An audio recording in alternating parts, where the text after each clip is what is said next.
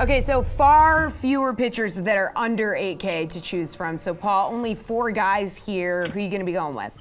I'm going to the other guy in that matchup. I don't know how you can bet on the Cubs in that puny offense, but for me, the only one who merits consideration in this low range is Antonio Senzatela of the Rockies. He faces that depleted Cubs lineup, a club that's only 2-8 in their last 10 starts. That's almost the biggest plus for the Rockies starter as going for him, but it's a big one.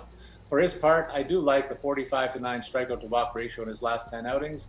He will oppose Kyle Hendricks, who has allowed an opposing batting average of 290 over his last 10 starts, and that I can't get over the Cubs' poor offense. I see a win probability for Senzatela. The price tag's at even $6,000. Well, Erik, you were a curmudgeonly old man when we talked about expensive pitchers. Do you like some of these guys who are under 8K more? No, that's why they're under 8K. But I think Senzatela is the best guy in this section, which I guess could push you away from Hendricks. But I think, especially in cash games, maybe you just play them both. Figure you get one win out of your 2 guys. Senzatela at 6,000 is one of the best values out there. Very low ceiling, just a 15.5% strikeout rate on the season. But he's really actually been pretty good, at least by some of the metrics this season. 4.58 ERA. Doesn't look good, but for a Rocky, that's actually better than average. And his 372 FIP is actually quite good. If you look at his park adjusted FIP, that's FIP minus of 81. That's the same mark as guys like Chris Bassett, Julio Urias, and Aaron Nola. He really gets there just by not walking anybody and keeping the ball on the ground, which is basically the Kyle Hendricks model. I think you get the 2 of them against lineups that can't really do anything. I don't think you're going to see a lot of runs given up, and I think you're going to get the win out of one of the 2. All right, Matt, where are you going for a pitcher who is going to be under 8K?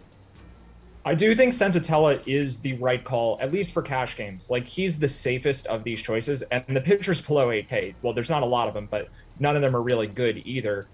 So I think Senzatela probably is the best call. For GPPs, though, I have a little bit of a concern that in order to fit the expensive Astros bats, Senzatela picks up a lot of ownership just because that lineup construction works. So the reason to not play him is because you probably have a limited upside pitcher who might be a little bit chalky. So that's really the main concern with him. I think compared to the other pitchers in the lower price range, he is the best guy.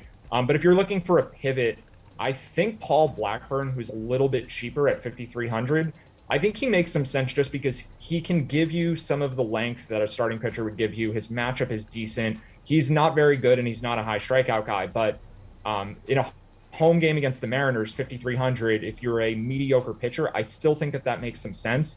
And if Senzatela is popular, it most likely means that Blackburn won't be. So there are some really expensive bats on this slate. The Braves are really pricey. The Jays are really pricey. If you want to pay up for some of those teams, maybe you pair Senzatela with a guy like Blackburn, and then you can get to some more expensive hitters that other people don't have.